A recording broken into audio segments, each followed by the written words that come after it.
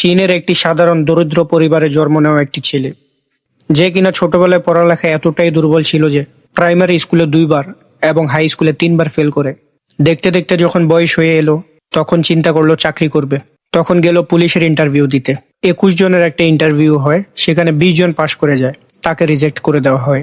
এবং শহরে যখন প্রথমবার KFC এসেছিল, তখন 24 জনের একটা ইন্টারভিউ হয়েছিল, সেখানে 23 জনই পাশ করে যায়, বাকি একজন রিজেক্ট করে যায়।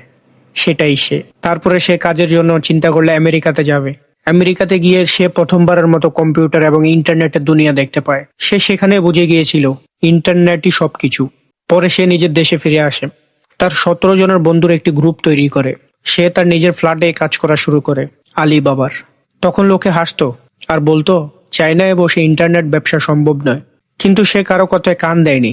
একটানা 3 বছর সে একটা টাকাও ইনকাম করতে পারেনি। তারপরেও সে হাল ছাড়েনি। মানুষ কত হাসাহাসি করেছে, কত অভাব, কত অনাটন, সবকিছুর মধ্যে দিয়ে সে গেছে, কিন্তু সে হাল ছাড়েনি। আর আজকে আলিবাবা এমন একটা প্ল্যাটফর্ম, বিশ্বের বড় বড় তালিকায় সে আছে। জ্যাকমা, হ্যাঁ, আমি সেই জ্যাকমার কথাই বলছি। তো ভাই, হাল ছাড়বেন না। জীবনে অনেক ঝড় ঝাপটা আসবে, কোনোদিনও দমে যাবেন না। নিজের চেষ্টা চালিয়ে যাবেন, আফসোস করবেন না। ব্যর্থ বারবার হতেই হবে। আজকে যারা সফল মানুষ, তারা একদিনে সফল হয়নি, 1000 বার ব্যর্থ হয়ে তারা সফল হয়েছে। তাহলে আপনি কেন আজকে একবার ব্যর্থ হয়ে হাল ছেড়ে দিচ্ছেন? আপনিও তো তাদের মতো মানুষ, নাকি তারা আলাদা মানুষ? সফল হতে গেলে চেষ্টা লাগবে, এবং আপনি পারবেন ইনশাআল্লাহ।